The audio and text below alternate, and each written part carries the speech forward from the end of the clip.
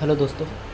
तो आज मैं आपको ये एम्पलीफायर रिपेयरिंग करके दिखाऊंगा। इसका मॉडल तो मैं नहीं दिखा सकता हूँ क्योंकि काफ़ी ज़्यादा ये ओल्ड है, और ओल्ड मॉडल का बहुत सारा वीडियो में कमेंट आता है कि भाई इसका वायरिंग करना या फिर रिपेयरिंग करने के लिए। तो बहुत सारे लोग हैं जो छोटे छोटे मैकेनिक हैं, वो कमेंट करते रहते हैं। तो इसी पे लेके एक वीडियो मैं बना रहा हूँ। तो यहाँ पे जैसा कि देख सकते हो, ये एम्पलीफायर में सप्लाई आ चुका है और यहाँ से पावर इंडिकेट भी कर रहा है।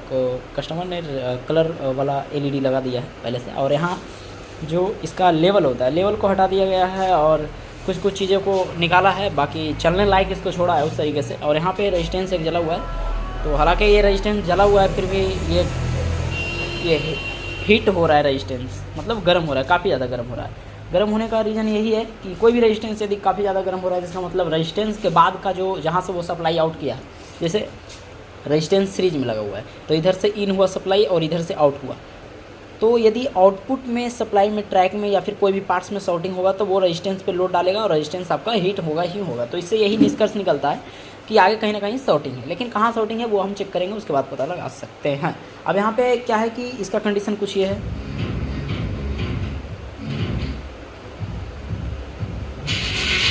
ये चल रहा है बट इतना ज़्यादा फट रहा है ना आवाज़ की यार, क्या ही कर सकते हैं। तो अब देखते हैं कहाँ फॉल्ट है, बिल्कुल लाइव आपके सामने दिखाते हैं। तो अभी हम कैमरे को सेट करते हैं, सेट करने के बाद दिखाते हैं क्या कंडीशन है इसका। अभी यहाँ से हम कुछ इस तरीके से सेट किए हैं, गाने को बंद करते हैं और जैसा कि हम यहाँ पे मल्टीमीटर लेते हैं, पहले इसका सप्लाई चेक करेंगे क्या सप्लाई ड्रॉप हो रहा है या फिर नहीं हो रहा है। बस वीडियो को आपको बारीकी से देखना है, बढ़ाना वगैरह नहीं है। तो एक तो आपको ग्राउंड कर लेना है, कहीं पे कर सकते हैं। तो यहाँ हमने ग्राउंड किया है, और ग्राउंड नहीं रहेगा तो बताएगा नहीं, यानी कि यहाँ भी ग्राउंड भी कर सकते हैं, ये भी पॉइंट ग्राउंड ही है। अब क्या है कि 12 वोल्ट जो बनेगा वो यहाँ से बनेगा, और बन रहा है नहीं बन रहा है ये तो अभी पता नहीं है। इसको कम रेंज पे सेट करते हैं। सबसे बेटर रहेगा कि हम स्पीकर का जो लूप होता है वहाँ से ग्राउंड लेंगे, बहुत ज़्यादा अच्छा रहता है क्योंकि वहाँ अच्छे से हमें ग्राउंड मिल जाएगा। अब देखते हैं 15 वोल्ट आ रहा है, यानी कि डैशबोर्ड के बाद से ये जो सप्लाई आउट किया है 15 वोल्ट आ रहा है। यहाँ आप चेक करोगे तो एसी सप्लाई आउट करेगा 14-15, लेकिन जब ये डैशबोर्ड के बाद से निकला है तो यहाँ से देख सकते हो 15 वोल्ट एक्यूरेट है। यही 15 वोल्ट ट्रांसफार्मर के बीच वाले लूप पे जाता है, ठीक है। अभी आपको स्टेप बाय स्टेप समझना है। अब देखिए यहाँ पे आए, यही 15 वोल्ट ट्रांसफार्मर के बीच वाले पॉइंट पे। अब यहाँ से ये बीच वाला पॉइंट है तो बाइंडिंग ऐसे ऐसे गया है, एक साइड वाला कोर लिया है, एक लास्ट वाला कोर लिया है, यानी कि कह सकते हैं। तो बाइंडिंग में जैसे 12-0-12 का ट्रांसफार्मर रहता है, वैसे ही यहाँ पे ये है। तो एक ही बाइंडिंग से 3 लूप निकाला गया, बीच में 12 वोल्ट दे दिया है। तो जाहिर सी बात है कि जब बीच में 12 वोल्ट दे दिया जाएगा इसमें, तो यहाँ पे 12 वोल्ट यानी 15 वोल्ट जो भी दे दिया गया, तो ये साइड में भी 15 वोल्ट निकालेगा और ये साइड में भी 15 वोल्ट निकालेगा, क्योंकि बाइंडिंग इसका एक ही 3 लूप से इसको आउट करवाया गया है, एक ही बाइंडिंग से। यानी कि कह सकते हैं कि ऐसे है, ऐसे ऐसे करके एक लूप आपको यहाँ से दिखाने का हम प्रयास करते हैं। तो देखिए यहाँ से ऐसे बाइंडिंग लिया गया, फिर बीचे से आउट किया गया और इसी पैर से ऐसे आउट किया गया। तो यहाँ पे 12 दिया है और यहाँ साइड से आउट करवा दिया और ये साइड से, तो बाइंडिंग एक ही है। तो यहाँ साइड में दोनों तरफ 12 वोल्ट मिलना चाहिए, जो कि मिल रहा है। सॉरी 12 वोल्ट नहीं, 15 वोल्ट है। अब क्या है कंडीशन, यही दोनों तरफ जो आउट कर रहा है 15 वोल्ट जो भी, वो ट्रांजिस्टर का कलेक्टर पे गया है। यहाँ देखिए 15 वोल्ट इस साइड का इधर ट्रांजिस्टर के 2 पेयर में गया है, यानी कि दो का पेयर बनाया गया है, और ये साइड का इधर से दोनों तरफ का पेयर बनाया गया है, ठीक है। देखिए कलेक्टर पिन। अब यहाँ से कंडीशन ये देखने को मिल रहा है कि आवाज़ फट रहा है, तो इसका मतलब ये कहीं ना कहीं प्रॉब्लम है। अब ट्रांजिस्टर को हम छूते हैं तो ये 3 ट्रांजिस्टर जो है नहीं गर्म हो रहा है, लेकिन ये चौथा वाला ट्रांजिस्टर काफ़ी ज़्यादा हीट हो रहा है। अब देखिए इसको चेक करने का बहुत ही आसान तरीका है। अब देखते हैं ट्रांजिस्टर शॉर्ट है कि नहीं। तो इसका कलेक्टर पिन पे हमें 15 वोल्ट तो मिल ही रहा है, देखिए जो भी यहाँ से आउट हो रहा है वही 15 वोल्ट यहाँ मिल रहा है कलेक्टर पिन। लेकिन जब हम यहाँ पे एमीटर पे टच करते हैं तो कोई वोल्टेज नहीं होना चाहिए, बेस पे 3 वोल्ट आ रहा है, जो कि गलत है। यानी कि इसका जो बेस है, बेस पे सप्लाई नहीं मिलना चाहिए, 3 वोल्ट नहीं मिलना चाहिए, क्योंकि बेस पे 0.5 वोल्ट मिलेगा कोई दिक्कत नहीं, लेकिन यहाँ 3 वोल्ट मिल रहा है। तो कभी कभी क्या होता है कि ट्रांजिस्टर शॉर्ट रहने की वजह से भी सप्लाई यहाँ भी मिलने लगेगा। एमीटर पे भी सप्लाई नहीं मिलना चाहिए, बेस पे भी सप्लाई नहीं मिलना चाहिए, और ट्रांजिस्टर गर्म हो रहा है। अभी क्या है कि देखिए कंडीशन ये है कि 3 वोल्ट यहाँ मिल रहा है, तो यानी कि कहीं ना कहीं कलेक्टर और बेस इसका शॉर्टिंग होगा, तभी तो ये सप्लाई यहाँ से लिया और यहाँ दे रहा है, लेकिन ऐसा नहीं होना चाहिए। अब यहाँ पे ये कंडीशन है कि 3 वोल्ट यहाँ पे मिल रहा था, यही पीला वाला वायर ये ट्रांजिस्टर का बेस पे गया, यानी कि दोनों का बेस एक किया गया। तो अब अगर जो ये वायर से 3 वोल्ट आउट करता है, यानी कि बाइसिंग वोल्टेज रियली में ड्राइवर बोर्ड जो है वो 3 वोल्ट आउट करता, तो यहाँ पे 3 वोल्ट बताता। तो जाहिर सी बात है कि जब इधर से 3 वोल्ट आउट करता तो ये दोनों ट्रांजिस्टर हीट होता, क्योंकि 3 वोल्ट इस पर भी तो जाता। कहीं ना कहीं यहाँ समझने में आपको दिक्कत होगा, जैसे ये 3 वोल्ट है, तो यहाँ पे 2 चीज़ें हमें देखने को मिल सकता है। ये 3 वोल्ट ट्रांजिस्टर शॉर्ट रहने की वजह से भी आ सकता है, या तो फिर ट्रांजिस्टर ओके रहेगा बट ये वायर पे 3 वोल्ट आएगा तो भी बताएगा। तो अब यहाँ से हम समझते हैं कि यदि वायर पे 3 वोल्ट होगा तो ये ट्रांजिस्टर भी हीट होगा, क्योंकि यही वायर यहाँ पे गया हुआ है, इसे देखिए। तो ये ट्रांजिस्टर हीट नहीं होगा और ये ज़्यादा हीट होगा, इसका मतलब ट्रांजिस्टर में ही कहीं ना कहीं दिक्कत है। ये श्योर नहीं है कि ट्रांजिस्टर में दिक्कत है या फिर नहीं है। अभी हम क्या करेंगे, इसको निकालते हैं, सप्लाई को हटाते हैं, हटा दिए हैं, यहाँ भी हटा देंगे, ठीक है। अब क्या कंडीशन बनता है देखते हैं, अब 3 वोल्ट बताता है या फिर नहीं बताता है। देखिए छोटा पोर्ट जो है बहुत ज़्यादा परेशान करता है। यहाँ से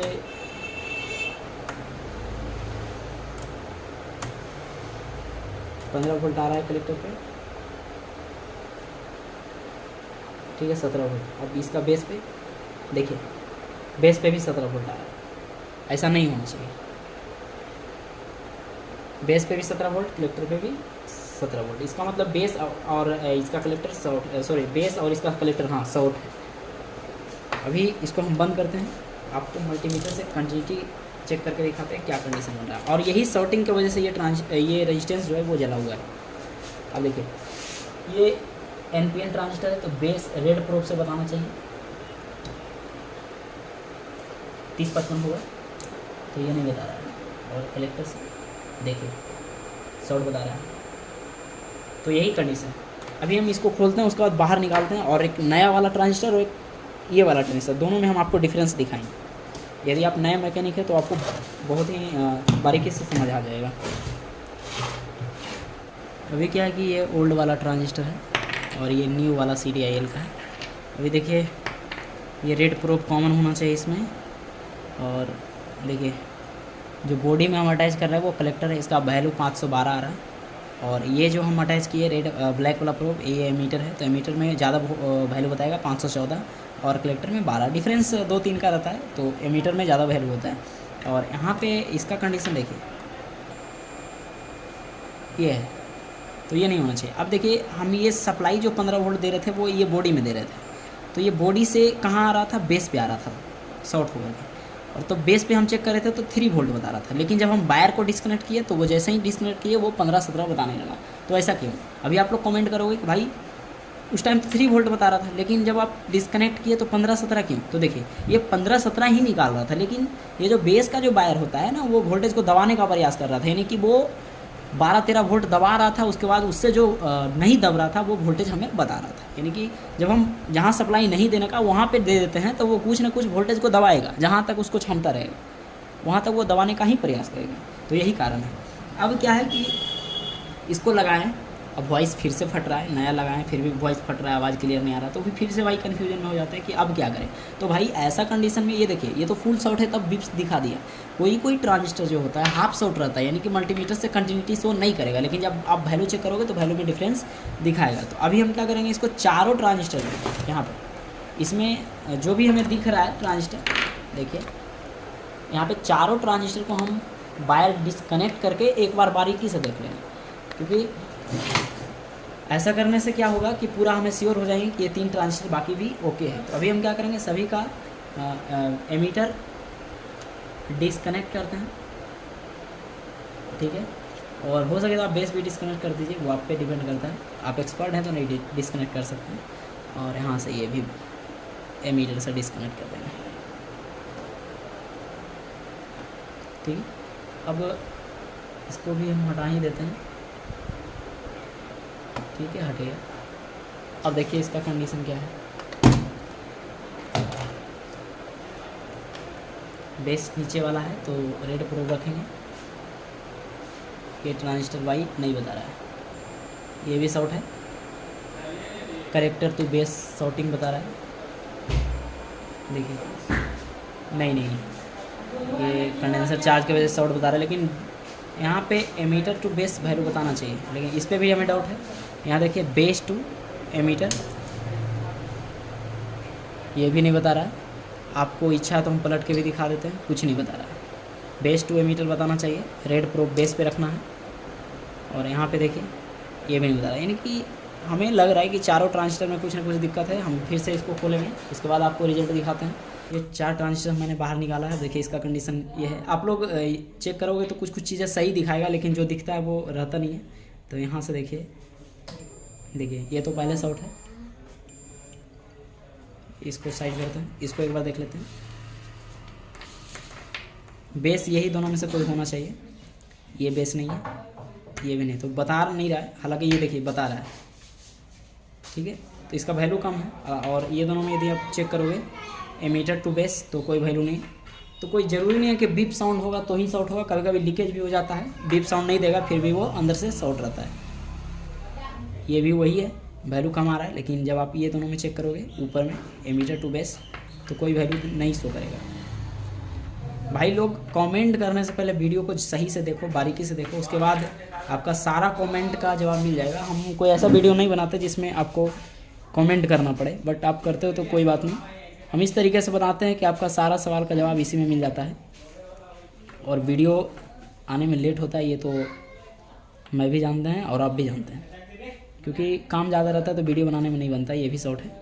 तो देखिए चारों ट्रांजिस्टर शॉर्ट की वजह से भी आवाज़ निकाल रहा था। कभी कभी ऐसा होता है। तो चारों ट्रांजिस्टर शॉर्ट होते हुए भी वॉइस निकाल रहा था। वो कैसे निकाल रहा था? तो एक ट्रांजिस्टर तो बिग साउंड मार रहा है, वो तो वॉइस निकालने ही नहीं देगा। बाकी तीनों जो था हाफ शॉर्टिंग था, इसी कारण से हल्का हल्का वॉइस निकाल रहा था।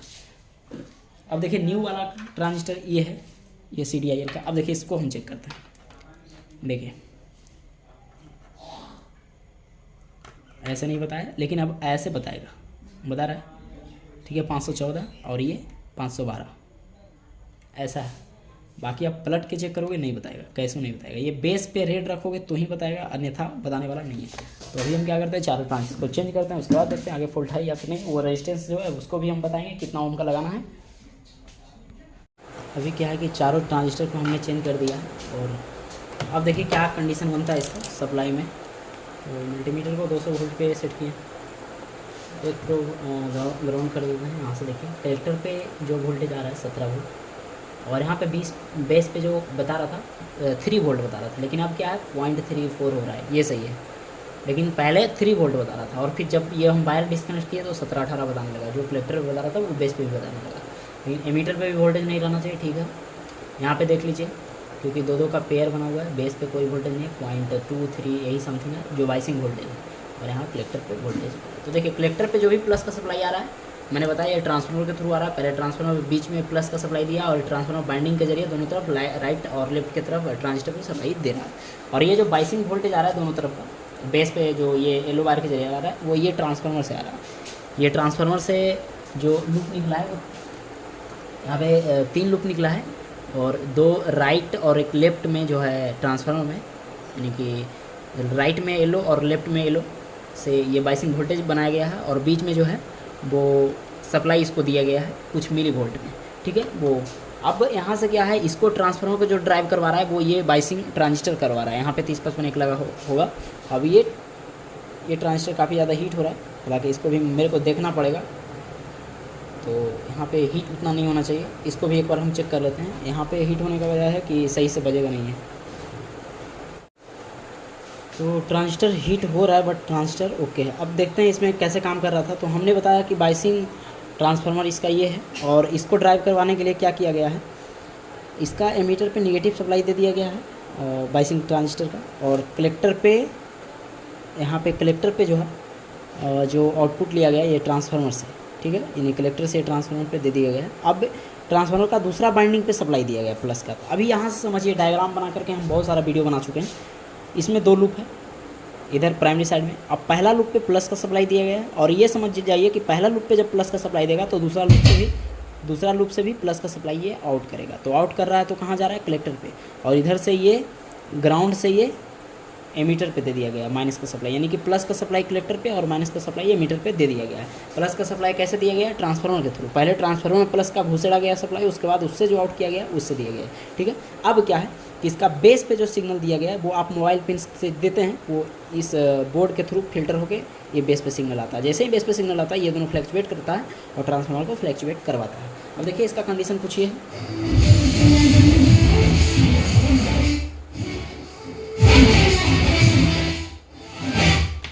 यहाँ देखिए, ठीक है, ये कंडीशन है।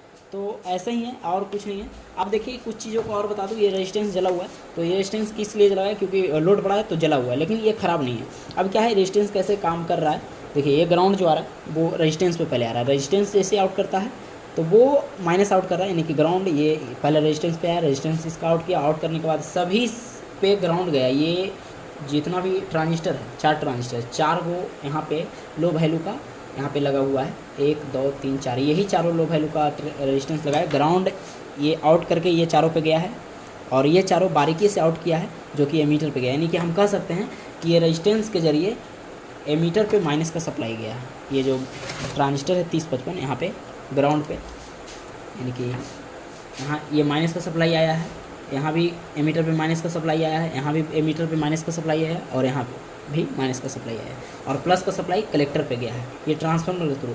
और जो माइनस पे का जो सप्लाई आ रहा है एमीटर पे वो इस रेजिस्टेंस के थ्रू आ रहा है, ये 4 रेजिस्टेंस के थ्रू, और ये चारों रेजिस्टेंस में जो माइनस का सप्लाई आ रहा है वो इस रेजिस्टेंस से आ रहा है। ठीक है, तो ऐसा है। तो इसका डायग्राम का वीडियो आप देखना चाहते हैं तो इस वीडियो के डिस्क्रिप्शन में मैं उसका लिंक दे दूँगा, पूरा डायग्राम इसका मिल जाएगा। तो थैंक यू, मिलते हैं अगले वीडियो में।